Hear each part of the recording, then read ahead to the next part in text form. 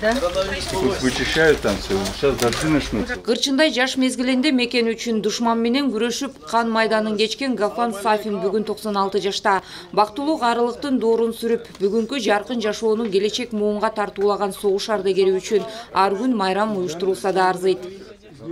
Сизге берсемби? Же сизге берем? Это вам. Спасибо киргизскому народу, спасибо Жалалабаду. И у меня есть такое желание, Жалалабад будущий миллионером.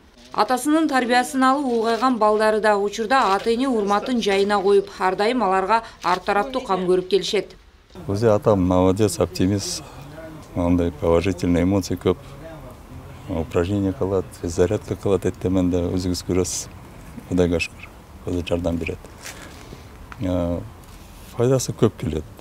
Мэриядан да жардам келишет, диаспорадан. Рахмат уларга, атам да азыр мана айтты интервью бергенде. Чон рахмат. Кандай гана майрам болбосун, ар дайым улуу атамекендик согуштун ардагерлерин унутта калтырбай, тирүү тарыхты кайра жандандырууда, алардын жасаган эрдигин келечек муунга мурас кылып өткөрүүдө. Жалал-Абад облусунда славян диаспорасынын аракети өзгөчө.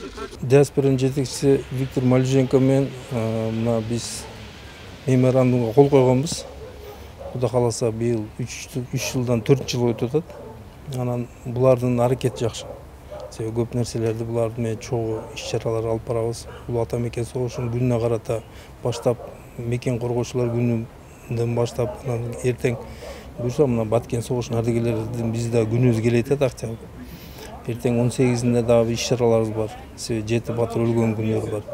Бул диаспора менен бул Малюженконун алып барган ишине мен чогуу иштегениме абдан кубанам. Мындай жигиттер көбүрөөк болуш керек да. Маалыматка ылайык 1941-жылы башталган улуу ата мекендик согушка Жалал-Абад шаарынан 18 миңден ашуун адам жиберилип, алардын 4976-сы фронттон кайтпай калган.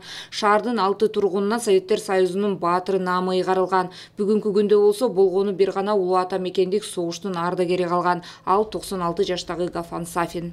Улкан Кожоева, Байман Тургуналиев, жаңылыктар үчүн.